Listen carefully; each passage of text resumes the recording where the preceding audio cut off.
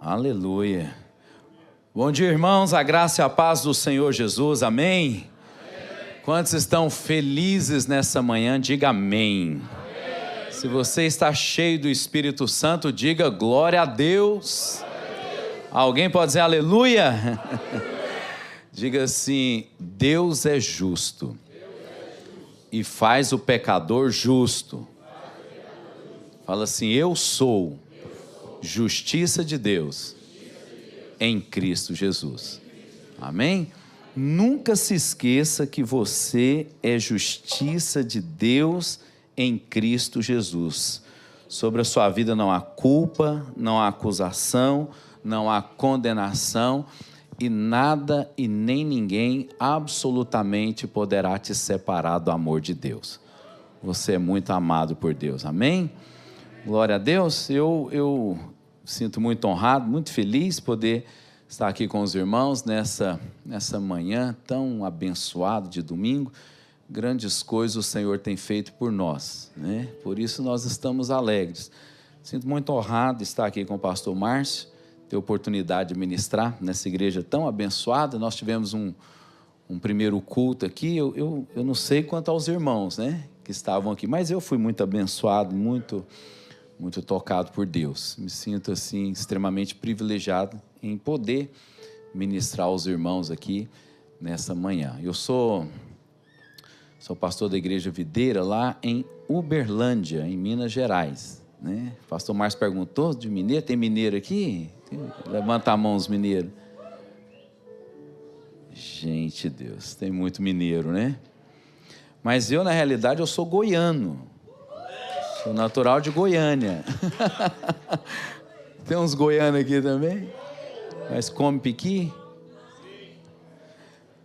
No primeiro culto eu falei, tem algum goiano aqui? O outro, opa! E os mineiros falaram, bom, né?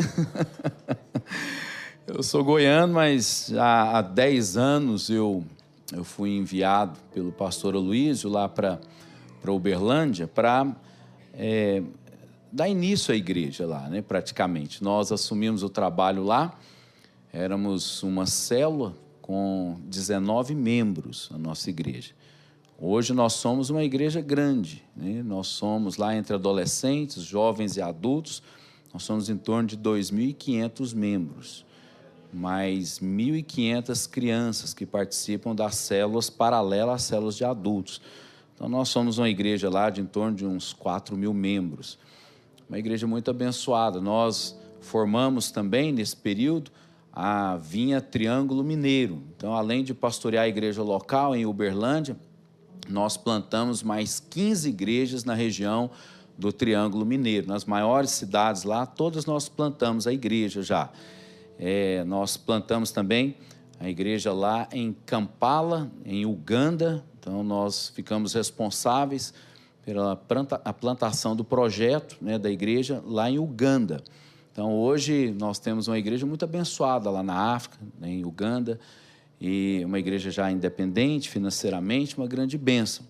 Concluímos o trabalho lá e eu fui desafiado a assumir o projeto de plantação de igreja também lá em Santiago, no Chile. Então, se você for passear lá na Cordilheira dos Andes, nós temos uma igreja lá em Santiago.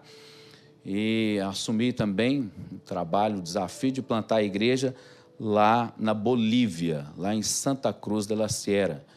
Então, né, nós estamos firmes lá também nesse projeto de plantação. E agora surgiu também mais um desafio, que é no Equador. Então, assim, nós estamos com vários desafios aí pela frente, mas o Senhor é bom. Amém? Glória a Deus. Eu quero compartilhar a palavra com você. O pastor Márcio disse que eu tenho 1 hora para eu pregar. É isso mesmo? Acho que eu vou perguntar para a igreja, né? Eu posso acabar até 12h45? Isso é verdade? Quer dizer, nem Salomão, em toda a sua glória, assim, ganhou tanto tempo assim para pregar. Pois nem na minha igreja local eu não tenho esse privilégio. Porque lá, agora que eu começo a pregar, os irmãos colocam um cronômetro na minha frente. E quando faltam 15 minutos, e é grande o negócio, quando faltam 15 minutos o negócio fica vermelho, fica piscando. Aí quando dá o tempo, alguém chega, pastor, por favor, vamos encerrar o culto, né? E aí... Mas amém. Quero compartilhar com você a palavra. Aqui tem um cronômetro também aqui. Já diminuíram 20 minutos do meu tempo ali. Ou é uma pegadinha? Mas amém, eu quero respeitar o tempo aqui com os irmãos.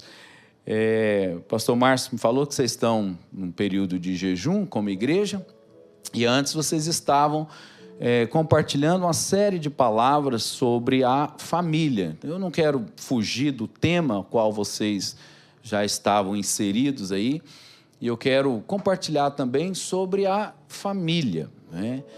E esqueci de apresentar, mas ela saiu aqui, não está aqui. A minha esposa acabou de chegar também. Tá nos kids, né? Para variar.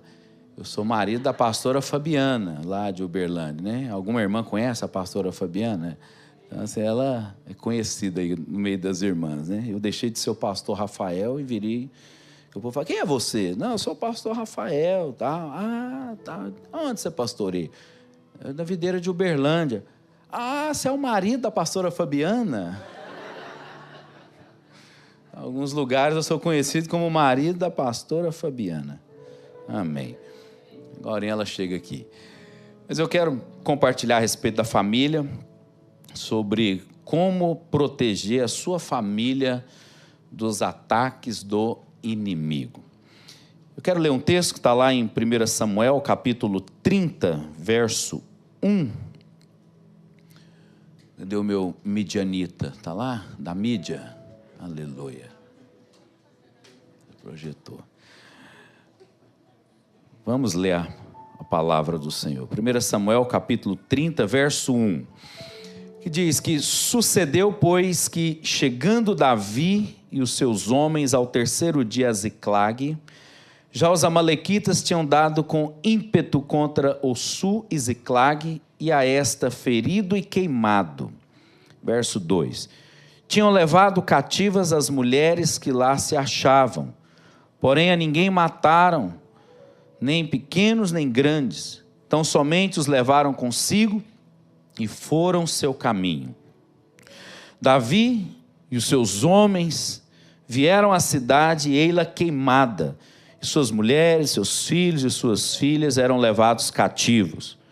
Então Davi e o povo que se achava com ele ergueram a voz e choraram, até não terem mais forças para chorar. Também as duas mulheres de Davi foram levadas cativas, Ainoã, a jezreelita, e Abigail, a viúva de Nabal, o carmelita. Davi muito se angustiou, pois o povo falava de apedrejá-lo, porque todos estavam em amargura, cada um por causa dos seus filhos e de suas filhas. Porém, Davi se reanimou no Senhor, seu Deus.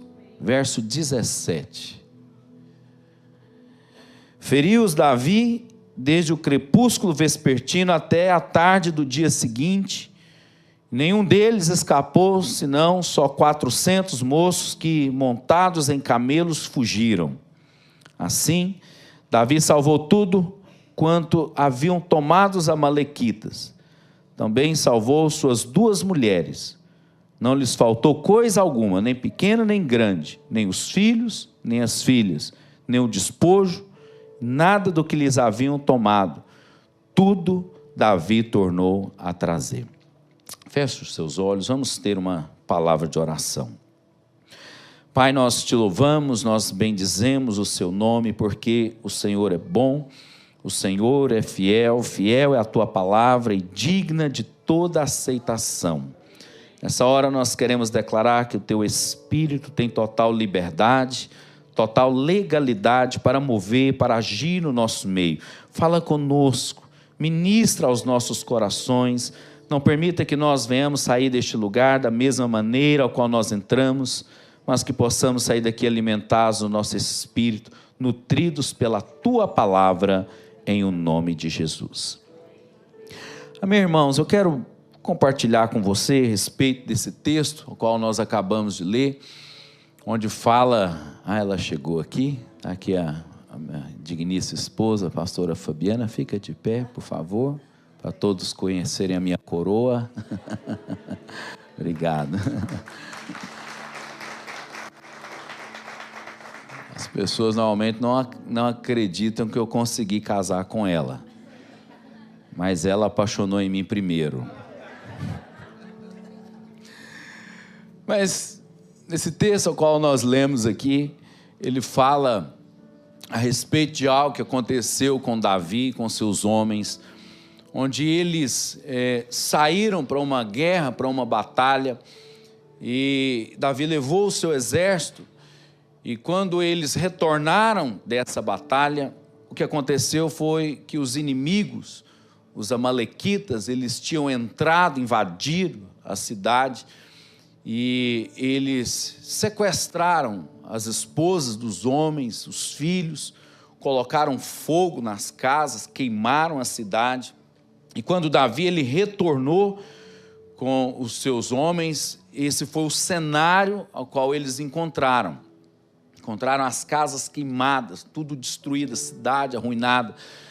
E aí uma série de coisas aconteceu ali. Por quê?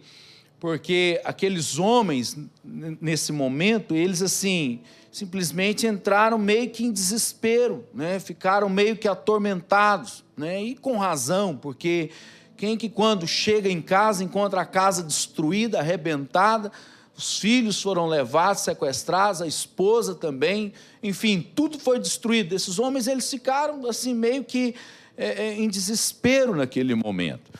E aí, nessa hora, esses homens que eram por Davi, eles simplesmente se voltaram contra ele. E eles falaram, isso é culpa dele. Por quê? Porque nós saímos para a guerra, né, para defender ele, para defender o país, né, a cidade, e agora nós retornamos, e olha o que aconteceu. Então, se nós tivéssemos ficado aqui, não tivéssemos ido com Davi, isso não teria acontecido. Então, aí eles viraram para Davi e falaram, vamos matar ele, vamos apedrejá-lo, porque é culpa dele. E aí Davi teve que fugir. Você vê que situação, né? Então, o texto mostra aqui que uma tragédia muito grande acabou acontecendo. E isso nos mostra, irmãos, que a família, ela é simplesmente o lugar onde nós travamos as batalhas mais difíceis. Você trava na sua casa, junto com a sua família. Então, o diabo, sabendo disso, ele sempre quer atacar a família, quer atingir a família. De uma forma ou de outra, ele quer atingir o cônjuge, ou quer atingir os filhos, ou ele quer atingir, assim, alguma área daquela família. E nós podemos perceber que a vida familiar, ela é um campo de batalha.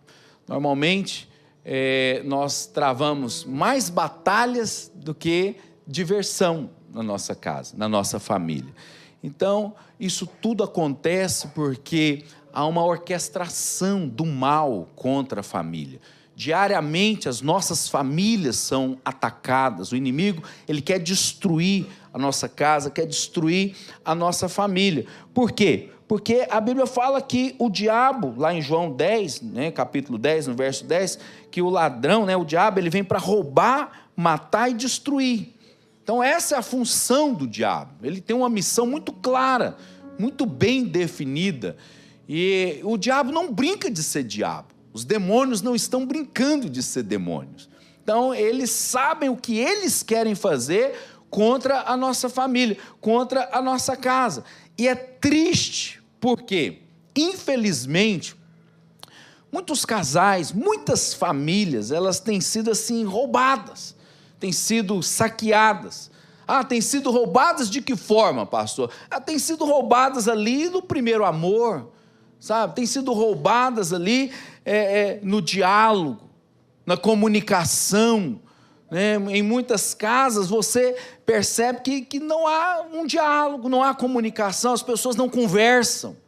Às vezes sentam à mesa para poder fazer uma refeição, mas cada um já senta ali com o celular na mão, né? Focados no Instagram, ou como um mineiro diz, no Instagram mesmo, né? E às vezes comem ali juntos, mas não tem ali um diálogo, não tem uma comunhão, sabe? Não conversam. Então, cada um já focado no seu celular. Então, isso são coisas que precisam ser mudadas, porque muitos acabam perdendo um momento tão precioso para poder desfrutar da família, desfrutar dos filhos, desfrutar da esposa. E às vezes a pessoa ela tem mais comunhão com gente que está no outro lado do planeta, em outro lugar, do que com aqueles que estão dentro da própria casa, no mesmo ambiente. Aconteceu certa vez na minha casa, né? Que a minha casa, né, tem gente que acha que a casa do pastor é assim, né, um lugar totalmente diferente. Não, é uma casa igual à sua. Nós somos gente também, né? Aconteceu lá na minha casa, outro dia, assim, um tempo atrás, eu estava lá na sala, à noite, assistindo, né, um programa de TV lá, e de repente chegou uma mensagem no meu celular. Aí eu peguei, olhei a mensagem e estava escrito assim: vem deitar.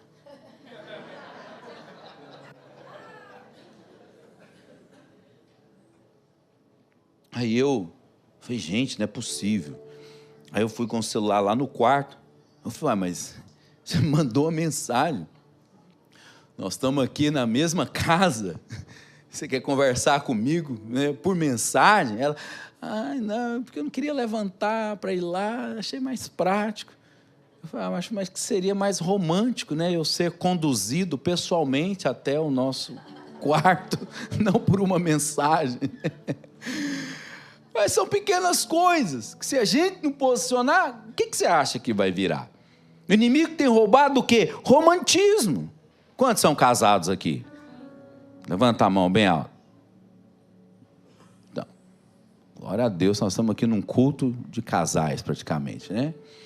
E quem não é casado vai casar. Então o inimigo tem roubado o romantismo. Qual foi a última vez que você deu, né, sei lá, flores para sua mulher, né? Tem mulher que não gosta de flor, né? A minha esposa, por exemplo, ela não gosta. Ela prefere um zel, como é que fala? Zel. Um pix. Ela, para facilitar as coisas, né, ela já criou até uma figurinha com a foto dela, né? Amor, faz um pix. Ela só me manda a figurinha. Então, assim, qual foi a última vez que você abriu lá a porta do carro para sua esposa, para ela entrar? Pastor, mas isso daí, assim, quando a gente namorava. Pois é, lá na nossa igreja, né, na Videira, eu costumo falar, olha, aqui a gente não namora para casar. Aqui a gente casa para depois namorar, entendeu? Porque tem uns camaradas que depois que casou, e acabou o romantismo. É uma coisa assustadora. Outro dia eu estava olhando lá, eu sempre lá nos nossos cultos, eu fico lá na porta, né, cumprimentando os irmãos, aí eu estava olhando, aí a irmã vinha subindo a calçada do prédio da igreja, e ela, sabe, o marido lá na frente, ela lá atrás, com uma bolsa de carro, uma sacola no outro braço, com mais uns 10 meninos em volta, e ela puxa um menino de cá, puxa o outro, e aquela coisa, sabe, o maridão lá na frente. E eu vendo aquela situação, aí ele chegou, a paz do Senhor, pastor. Eu falei, a paz coisa nenhuma.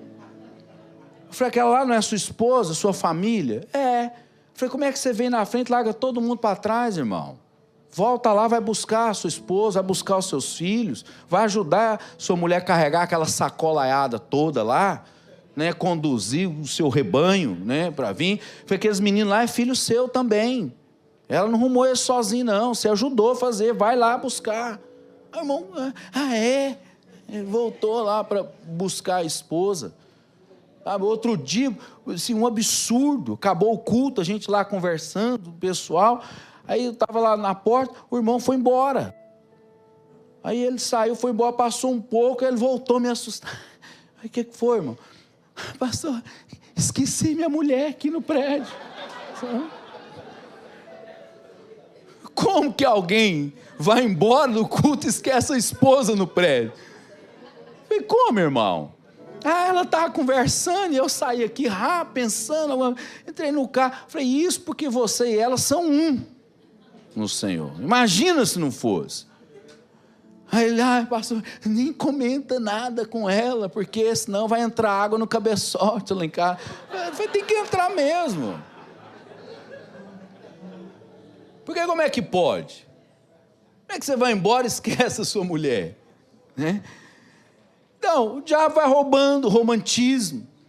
Rouba o quê? Sabe, a harmonia, né, do lar, a vida abundante do lar. E, às vezes, através de pequenas coisas, vai roubando. Vai levando embora. E aí os irmãos não percebem, né, esses ataques do inimigo. Depois, o inimigo, ele sempre vai procurar atingir 5 áreas vitais na família. Quantas áreas? 5. São 5 áreas. Quais são elas? Primeiro, dinheiro. Essa questão da falta de planejamento financeiro. Se tem uma das coisas que destroem casamentos, também é dinheiro, finanças, dívida. Se tem uma coisa que deixa o homem mal-humorado, irritado, é falta de dinheiro, é dívida. É ficar vendo aqueles boletos, sabe, que chega, e ele às vezes não tem o dinheiro para pagar, ou tenta arrumar um emprego, trabalho, conseguir o dinheiro, não consegue. Isso deixa o homem mal-humorado, irritado. E muitas vezes as dívidas, elas acontecem por falta de planejamento financeiro. Ou dá-se um passo maior do que as pernas, gasta-se mais do que a pessoa ganha. Não há um planejamento, não consegue ter uma certa disciplina financeira, sabe? Porque é uma coisa assustadora que o diabo colocou muitas vezes na mente das pessoas, é um padrão mundano. Sabe, a internet mostra as pessoas, porque um consumismo, tem isso, e vocês estão no país do consumismo aqui. É uma coisa assustadora, que nem eu aguentei. Né? Você compra um, com mais $1, leva o outro. Falei, não, tem que levar esse outro também. Ué. Aí o pastor falou para mim, mas o senhor vai usar esse? Eu falei, não sei, mas pelo preço eu vou levar. Mas tem que ter cuidado. Porque às vezes você quer manter um status ou uma aparência e você acaba entrando em dívidas que não deveria. E depois lá na frente você vai arrumar confusão na sua casa. Sabe? Seus filhos vão sofrer. Porque coisa difícil é quando o filho quer algo e o pai não tem dinheiro para comprar. Então é ruim. Não há planejamento, não há transparência financeira dentro do casamento. Existem maridos, Eric, aleluia, estou aprendendo. Existem maridos que a mulher não sabe quanto que ele ganha. Pastor, mas se ela souber, ela vai querer gastar o dinheiro. Ué, e você trabalha e ganha dinheiro para quê? Coisa boa é gastar com a esposa, gastar com os filhos. Alguma esposa diga amém, como a minha disse. Fazer um zéu do céu. O zéu combina com céu, né? A pronúncia é essa mesmo? Zéu. Acho que é mais chique, né? Do que um pix, né? Mas o irmão não fala. Não, porque isso aqui é o seu salário e o meu salário. Não, ela tem o dinheiro dela, eu tenho o meu. Que ela tem o dela, você tem o seu? Não existe isso. Uma vez que casou, acabou. Né? Lá em casa nós temos 2 carros. E aí um dia, e os carros da mesma marca, né? Eu tenho uns negócios desses. Aí na pressa saí, peguei a chave do carro, aí desci, moro num prédio. Cheguei no carro, apertei, acionou outro carro. Falei, não, peguei a chave errada. Falei, não vou voltar lá não, vou nesse carro aqui mesmo. Entrei no carro que a minha esposa anda e fui. Depois voltei, ela falou, você saiu no meu carro. Falei, que seu carro? Meu carro. Falei, aqui em casa tudo é meu. Falei, até você é minha. Falei, olha aí na sua identidade se o meu nome não está aí. Pus meu nome lá sim. Eu falei, aqui tudo é meu e nós somos de Cristo. Tudo é para ser compartilhado. Isso aqui é dela, isso aqui é meu. Não, tudo é nosso. Uma vez que nós nos casamos, né, a Bíblia fala que nós nos tornamos um no Senhor. Tudo é em comum agora. Tudo é em comum. Então, outra coisa que às vezes o diabo, ele atinge, ele ataca, são os filhos, para deixar os filhos na escravidão. Ah, pastor, mas meus filhos, eles não usam droga. Sim, ele não é escravo de droga, mas às vezes ele é escravo do Roblox, né? Às vezes é escravo né? Como é que chama os brinquedos lá, os jogos lá? Do PS5, né? Tem outros também, né? Fortnite. Então, lá em casa, às vezes, eu limito as coisas. Às vezes eu percebo meu filho está grudado no futebol. Eu falei, vamos desligar agora. Não, papai! Né? Eu tenho um menino de 13 anos e uma menina de 14. Não, papai! Eu falei, não, chega, meu filho, acabou. Vamos, desliga isso daí. 2 dias sem usar esse negócio. Mas por quê? Foi porque você é escravo de Cristo. Você não é escravo de jogos, dessas coisas, de games. Não, não. Essas coisas não podem te dominar. Nós somos dominados pelo Espírito de Deus. Somos escravos de Cristo. Somos escravos dessas coisas naturais. Então, isso acontece. Tem menino que eu já vi vídeos na internet que a hora que o pai toma o celular do menino, que ele pega o menino, né, como diz lá em Minas Gerais, dá sapituca, fica rolando no chão. Isso é loucura. Sabe? Então, às vezes, você precisa pôr limite nas coisas. Então, o inimigo vai querer atacar, às vezes, os seus filhos, a sua saúde, às vezes com enfermidade. E muitas enfermidades, infelizmente, elas começam na alma. Através de quê? De angústia, de ansiedade, preocupação, doenças psicossomáticas. São coisas que vêm, né? É a doença do século, é depressão, sabe?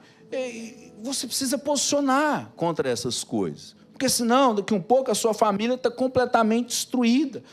E o inimigo ataca também o quê? A vida conjugal, através de mágoas, ressentimentos, amargura.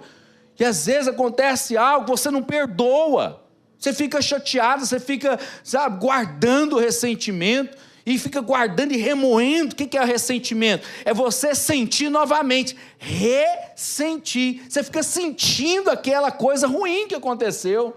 Ah, pastor, mas o senhor não sabe o que ele fez comigo. Eu não sei o que seu marido fez com você, mas eu sei o que nós fizemos com o Filho de Deus.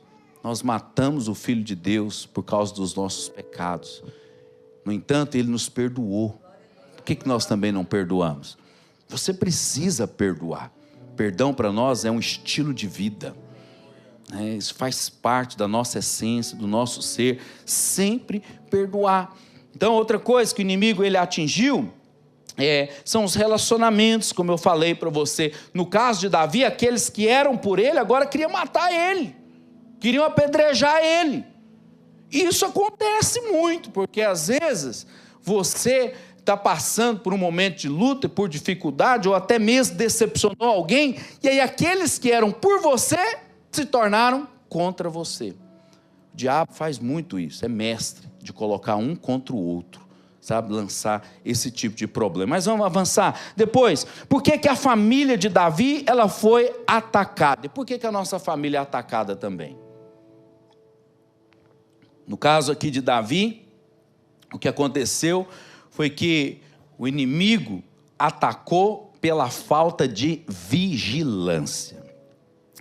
Então, o problema que aconteceu lá no Éden com Adão foi que o diabo, ele entrou no Éden porque Adão, ele não vigiou da maneira que Deus tinha falado, que está lá em Gênesis, no capítulo 2, no verso 15.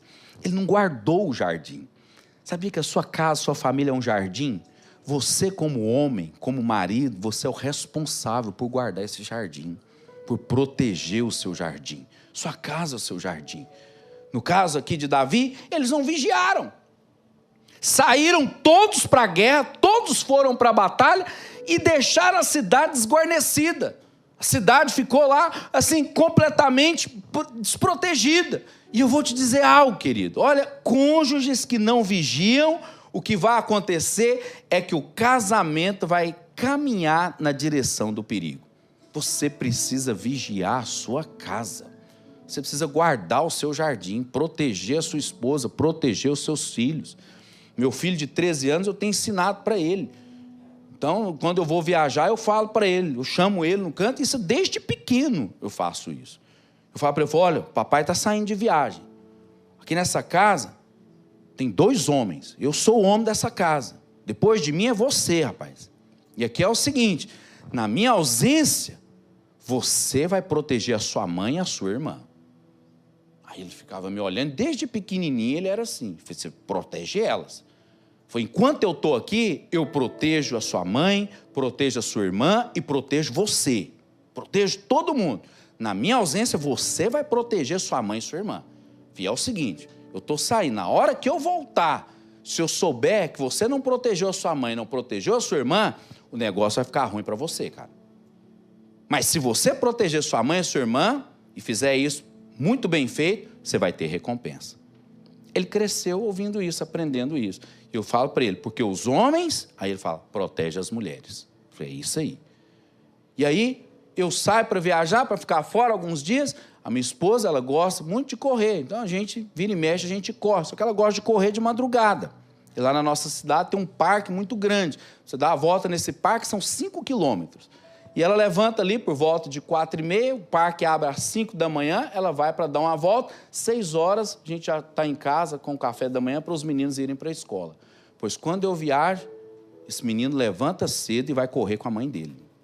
Vai junto com ela. E quando eu volto, aí ele me fala, eu protegi minha mãe, corri com ela. Aí ela posta a foto, manda, né? Eu fico pensando, é alguém que está sendo ensinado a proteger a casa dele. No caso aqui de Davi, a casa ficou desprotegida, ficou desguarnecida. Então você precisa proteger a sua casa, você precisa proteger o seu cônjuge, porque às vezes você dedica muito tempo a tantas coisas, mas não dedica tempo para a sua família, para a sua casa. O que adianta? Eu sou pastor de uma grande igreja, sabe? Estou edificando uma obra relevante, tanto dentro do país como fora do país.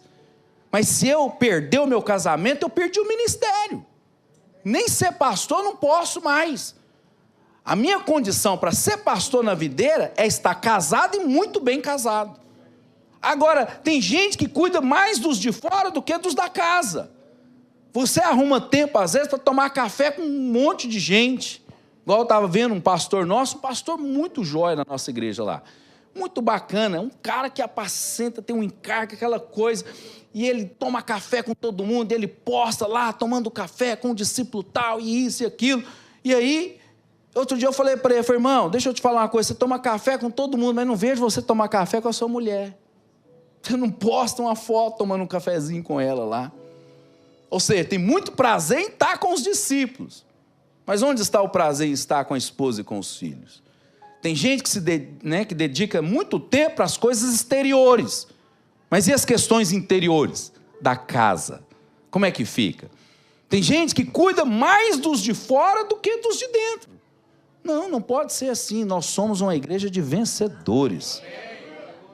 Vencedor é assim. Ah, pastor, mas é difícil, porque ir, cuidar e tal. É assim mesmo, e tem mais. Não é uma vez na semana, uma vez no mês, não. Isso é diariamente, porque vencedores fazem diariamente o que derrotados fazem ocasionalmente. Vencedor, ele está querendo, ele faz. Se ele não está querendo, ele faz do mesmo jeito. Faz porque ele sabe que é o certo, que é o correto, porque é a família dele, é a esposa dele, são os filhos dele, é a casa dele. O vencedor é assim, ele age dessa forma. A sua primeira igreja é a sua casa, a sua família. Sua primeira célula é a sua família, é a sua esposa, são seus filhos. Quantos são líderes de célula? Você é um líder. Nunca dedique mais tempo para os de fora do que para os da sua casa. Porque que adianta? É igual a Bíblia fala, que adiantou o homem ganhar o mundo inteiro, mas perdeu o seu casamento, perdeu os seus filhos. Você consolida os de fora, os irmãos, faz o anjo da guarda, faz a consolidação, mas há consolidação na sua casa? Você tem prazer em estar com os seus filhos, com o seu cônjuge? Então nós precisamos avançar. Depois, como que é o ataque do inimigo contra a família? Agora eu estou confuso, eu não sei qual que eu olho, qual que eu respeito. Não, não falo isso não. Eu acredito. O potencial é grande. Mas vamos lá, vou tentar ser breve aqui. Como que é o ataque do inimigo à família? Primeiro, aqui no versículo 1 de 1 Samuel capítulo 30, diz que é um ataque feroz. Ele fala que sucedeu, pois, que chegando Davi os seus homens ao terceiro dia a Ziclag, já os amalequitas tinham dado com ímpeto. Ou seja, os inimigos tinham dado assim, com uma força súbita, intensa, ou com violência. Esse é o tipo de ataque do inimigo contra a família. Como eu disse para você, o diabo não brinca de ser diabo. Ele não está de brincadeira, não tira férias. O diabo está descansando. Se tem uma coisa que o diabo não tem, é descanso. Porque o descanso tem nome. Só quem está em Deus é que desfruta de descanso. Por isso que a Bíblia fala que quando o espírito imundo ele sai da pessoa, ele anda por lugares áridos, procurando repouso, ou seja, procurando descanso, e não encontra. Então o diabo não tem descanso. Descanso é só para nós aqui. Somente Deus descansa. Então, o diabo não brinca, ele não tira férias. Não está de brincadeira, ele quer destruir. E infelizmente o inimigo tem feito um estrago assim em muitas casas, em muitas famílias. Por quê, pastor? Porque muitos casais, eles vivem juntos, mas não tem amor. Não há paixão, não há admiração, sabe? Não há cumplicidade entre os cônjuges. É dois amigos que estão lá, não há romantismo. Vive junto, mas não tem amor. Outros casais, eles vivem juntos, mas por causa dos filhos. Já viu aquelas famílias? Tem 3 filhos, muitos anos de casados. Aí na hora que casa o último filho, aí eles separam. Acaba divorciando. Eu falei, gente, mas vocês divorciaram na hora que casou o último, o que estava faltando na hora que casou, era a hora de vocês irem passear, curtir, desfrutar o casal junto. Aí divorciou. Isso só mostra que eles estavam casados, estavam juntos só por causa dos filhos. Não estava por causa de um ao outro. Na medida que os filhos saíram de casa, levaram também o amor, a admiração, a cumplicidade, o companheirismo, acabou levando tudo embora. Outros casais, eles vivem juntos, mas vivem se agredindo. Vira um inferno a casa, o lar. Porque às vezes eles não se agridem fisicamente, mas agridem com palavras, com gestos, às vezes de indiferença, sabe? É estranho, porque o casamento, o diabo foi roubando a alegria, foi roubando o prazer. Outra coisa, o inimigo, a Bíblia diz que ele feriu a cidade, está aqui no verso 1, que eles tinham dado com ímpeto, contra o Sua e Ziclag, e a esta ferido. Então o alvo do inimigo é sempre ferir os cônjuges. Por que quer ferir os cônjuges? Para gerar mágoa, distanciamento. É uma palavra mal colocada aqui, é outra palavra que foi dito, é outra coisa que foi feita, e cada uma dessas palavras é como se fosse um tijolo que é colocado ali. Pastor, é só um tijolo. Mas vai vendo. Aí no outro dia vai falando, aí outro tijolo, pois uma parede é construída dessa forma. É um tijolo depois do outro. Quando eles acordam, tem uma parede separando os dois lá. Não conseguem nem se olhar mais, porque uma parede foi colocada. Isso é muito triste. Muito triste. Por quê? O inimigo vai ferindo, vai causando mágoas, ressentimentos. Às vezes são comportamentos, palavras que você falou. Por isso que a Bíblia diz, olha, não saia da vossa boca nenhuma palavra, alguém lembra? Torpe. O que é uma palavra torpe? É uma palavra que não vai produzir edificação. Irmão, se o que você vai falar não vai edificar a sua esposa, para que você vai falar? Irmã, se o que você vai falar não vai edificar o seu marido, por que você está falando? Porque eu sou assim, eu tenho uma necessidade de falar. Agora colocaram aqui, time free. Será que eu li certo? É isso mesmo? Time free é tempo livre? Ou acabou o tempo? Traduz aqui. Porque a única coisa em inglês que eu falo é McDonald's, Coca-Cola.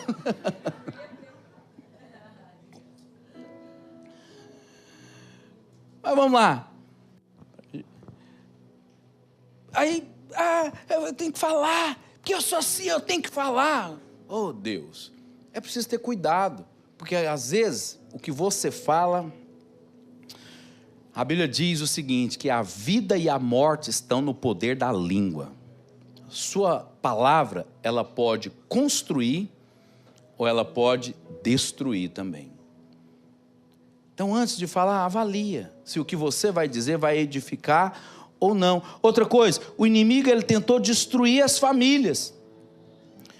Por quê? Porque as mulheres foram levadas cativas, os jovens e os filhos foram levados cativos. Levou como escravos, foram levados. Nunca permita que a sua família seja levada cativa. Lembre-se sempre, você é escravo de Cristo. Amém? Depois, o inimigo, a Bíblia diz que eles jogaram uns contra os outros. Você entendeu? Então, a Bíblia diz aqui, 1 Samuel 30, verso 6, que Davi muito se angustiou, porque o povo falava de apedrejá-lo, porque todos estavam em amargura, cada um por causa dos seus filhos e de suas filhas. Porém, Davi se reanimou no Senhor seu Deus. Então, o que eles começaram a fazer? Transferir responsabilidade, porque é muito mais fácil, é ou não é? Às vezes a gente chega diante do problema, quem foi que fez isso daqui? Quem foi que... Você fica procurando os culpados. Você está diante do problema, resolva o problema. Não fica procurando quem errou, quem falhou. Não, vamos resolver isso daqui primeiro. Ah, mas não importa quem fez, depois, se der, a gente olha isso. Mas a gente, às vezes, prefere transferir a responsabilidade. Não, é porque é ela que fez. Às vezes eu sento com um casal, né? Aí vou falar, é um atacando o outro. É porque ele, porque ela, porque ele, sabe? Fica transferindo. Mas nenhum tem a coragem ou a hombridade de falar, pastor, eu errei, estou errado. Amor, me perdoe. Porque é difícil às vezes pedir perdão, né? Quando você reconhece a sua falha e assume a responsabilidade, acabou o problema, resolveu.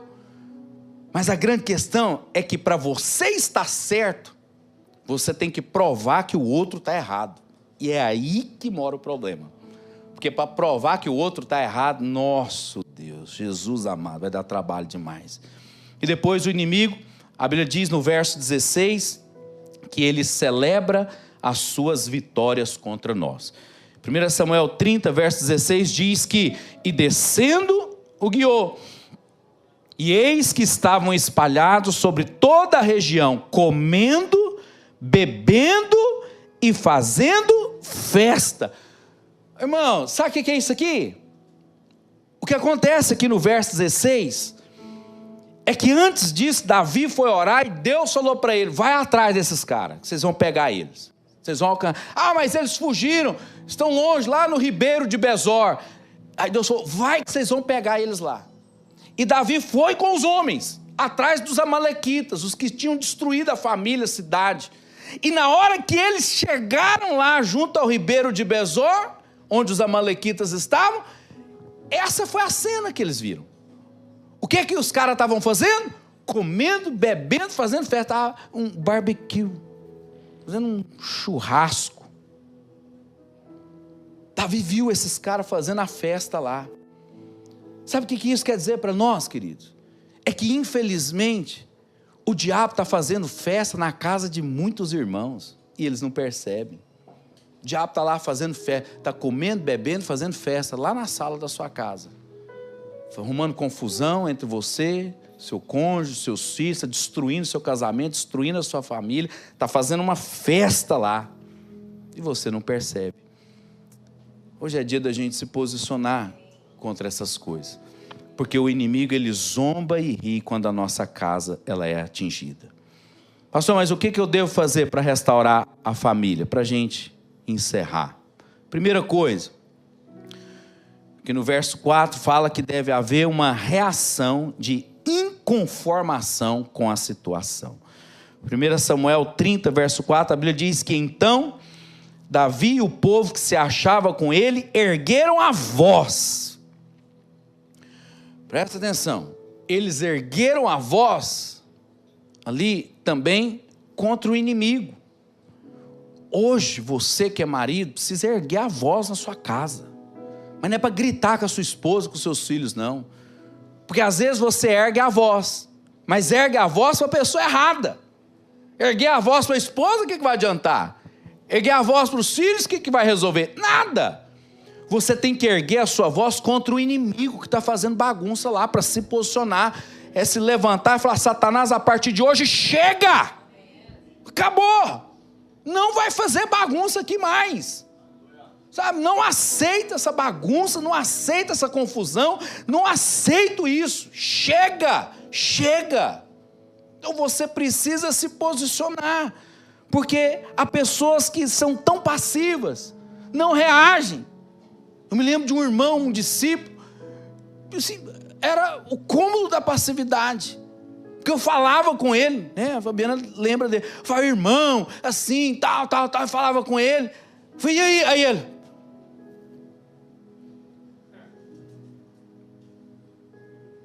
aí eu olhei para, tem alguma coisa errada com esse irmão, né? Ele não falava, só ficava. Sabe aquela pessoa passiva, não se posiciona? Você é diferente, você é posicionado, você não aceita o inimigo fazer confusão na sua casa. Tem gente que ele não crê na mudança. Ah, pastor, sou casado com esse homem há 20 anos, tem 20 anos que ele é assim, essa toalha molhada em cima da cama. Ah, meu Deus, você não crê mais por mudança, né? É igual a música, né, do Gabriela. Ah, eu nasci assim, eu cresci assim, você sempre assim, Gabriela, né? Não muda, não sei o que eu faço, tem tantos anos, já perdi a esperança. Por isso que não tem mudança na sua casa, porque você se conformou com a situação. Vou te dizer mais, o ser humano tem a capacidade de acostumar com tudo. A gente acostuma com doença, com dor, acostuma com barulho. Aquele carro que está com rolamento da roda estragada, que você anda e fica... né? Aí você acostumou com barulho. Aí no dia que você troca o rolamento da roda, que o barulho some, você até sente falta dele. Não é, cadê o barulho? Né? Acostuma com dor de dente. É uma coisa assustadora. Aí acostuma com casamento ruim, com relacionamento ruim, acostuma com a célula ruim, acostuma com a igreja ruim, acostuma com tudo. Não, você é vencedor, você é diferente. Você foi chamado para fazer diferença. Outra coisa, deve haver um choro profundo. Aqui no verso 4 diz que então Davi e o povo que se achavam com ele ergueram a voz e choraram.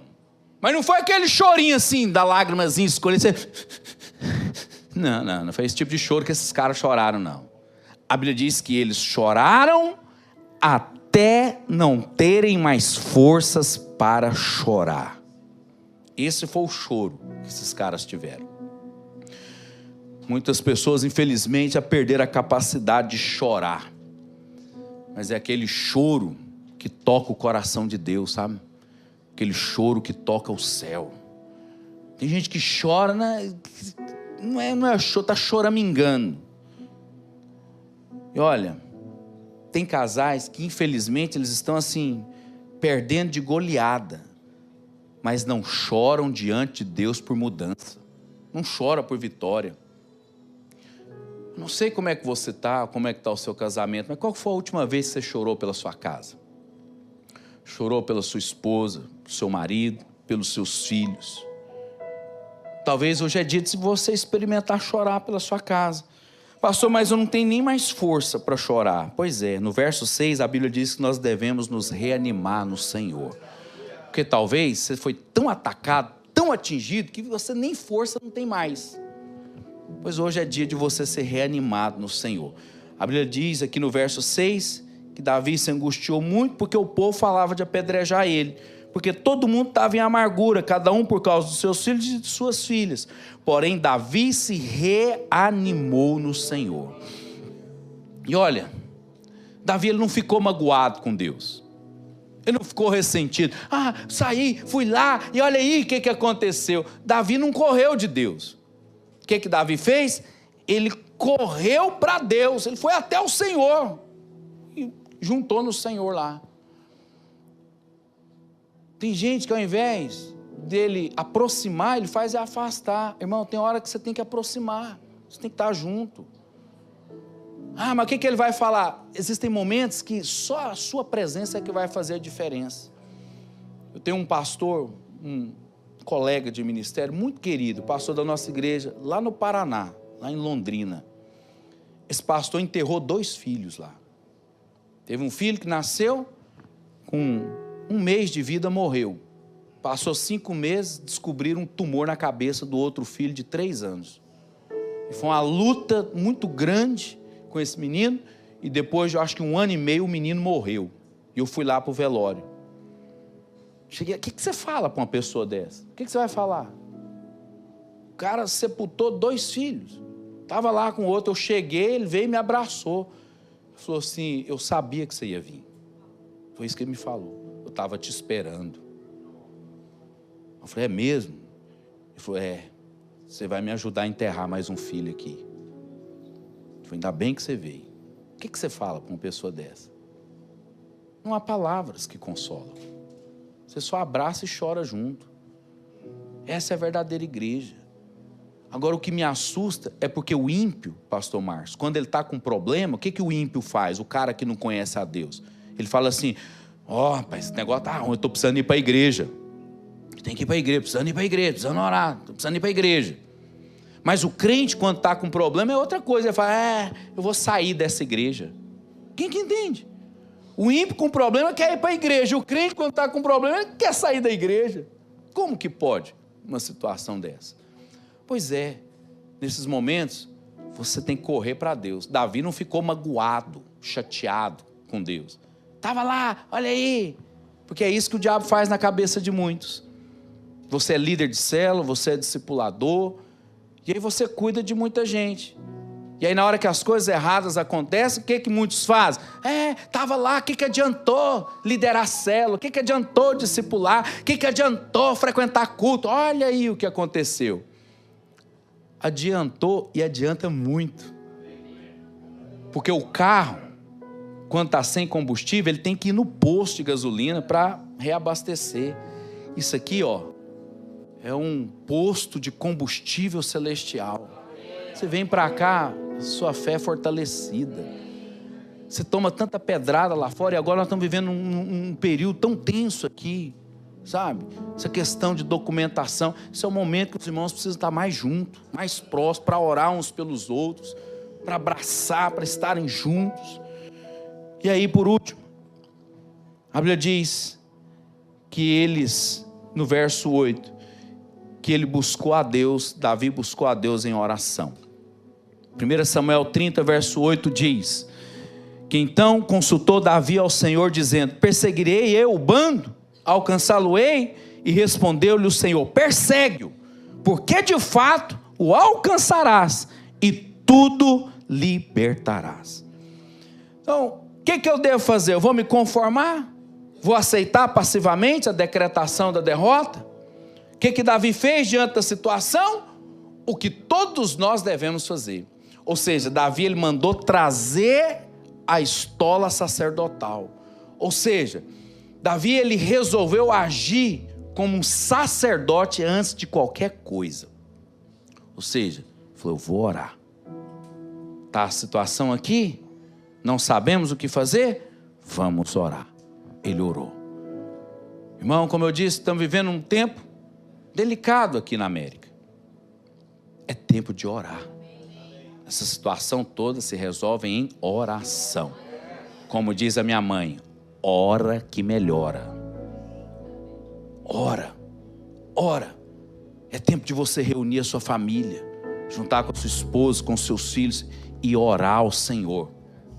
Pastor, não vejo perspectiva nenhuma. Ora que você vai ver o milagre de Deus acontecendo. É tempo de oração.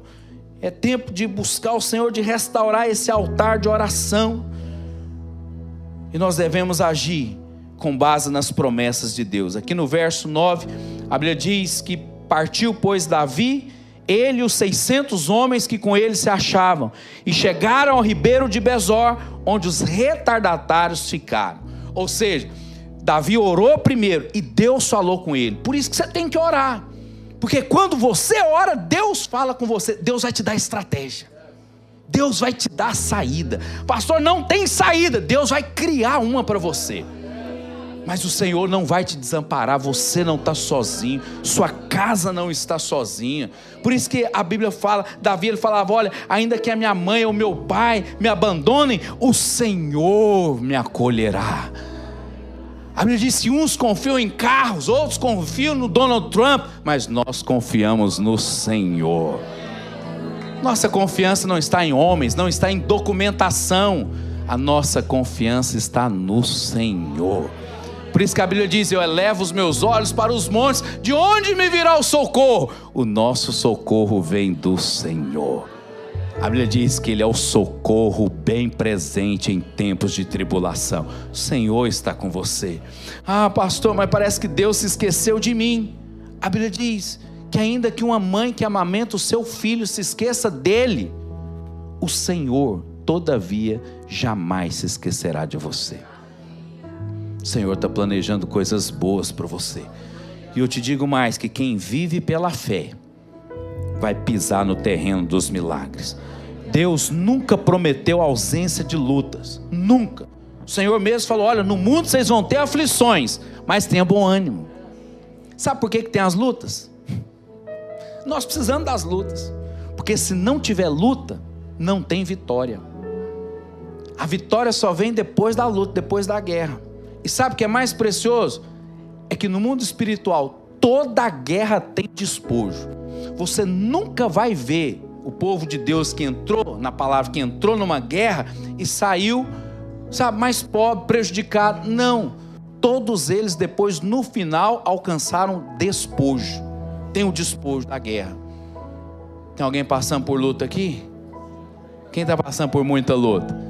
Se você tem muita luta, é sinal que tem muita vitória aguardando por você. Muitas vitórias aguardando por você. Deus não prometeu a ausência de luta, mas a certeza da vitória. E por último, vamos ficar de pé. Quero só ler aqui com os irmãos. Se o pastor Márcio quiser subir aqui, nós já vamos encerrar. E por último, nós devemos tomar de volta tudo o que o inimigo levou. E aqui em 1 Samuel capítulo 30, verso 17...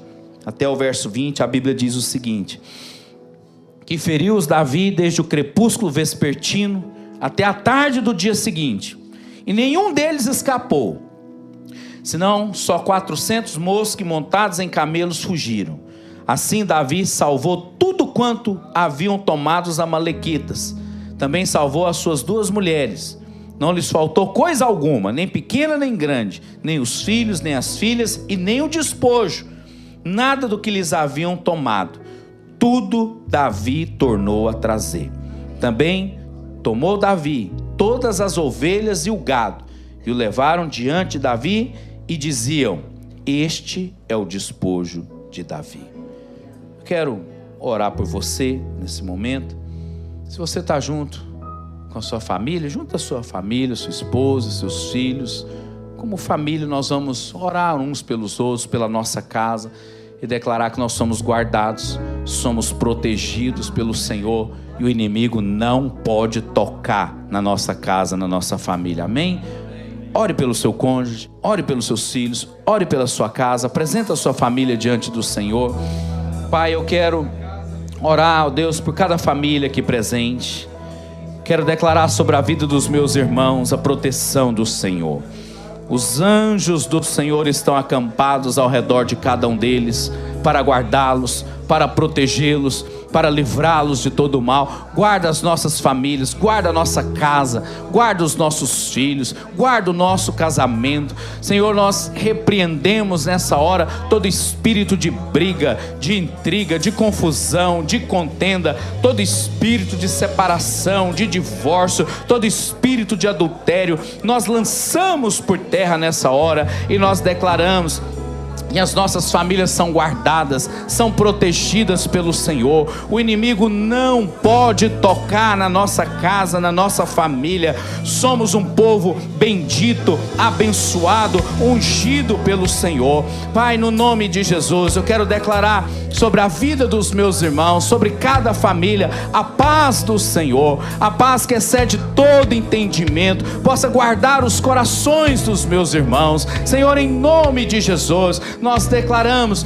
ó Deus, que são guardados de todo ataque maligno, de toda artimanha do diabo. Nós declaramos sobre as nossas famílias, sobre as nossas casas, a proteção do Senhor. Ó Deus, guarda-nos, livra-os de todo mal, livra-os de todo ataque maligno, livra-os, ó Deus, de toda cilada maligna, livra-os de todo laço de morte, de enfermidade. Nós declaramos que haja, ó Deus, a proteção do teu sangue sobre cada um dos nossos irmãos. Senhor, em nome de Jesus, nós abençoamos as nossas famílias e declaramos famílias ungidas, benditas e abençoadas pelo Senhor, em nome de Jesus. Repita assim comigo, diga: como igreja, nesta hora nós abençoamos a nossa família e nós declaramos que a nossa família é guardada, protegida pelo Senhor, e o inimigo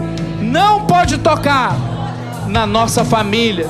Diga assim: como igreja, nós abençoamos a nossa família e nós declaramos que nós somos família ungida, bendita, abençoada e favorecida pelo Senhor, em o nome de Jesus. Você pode aplaudir o Senhor?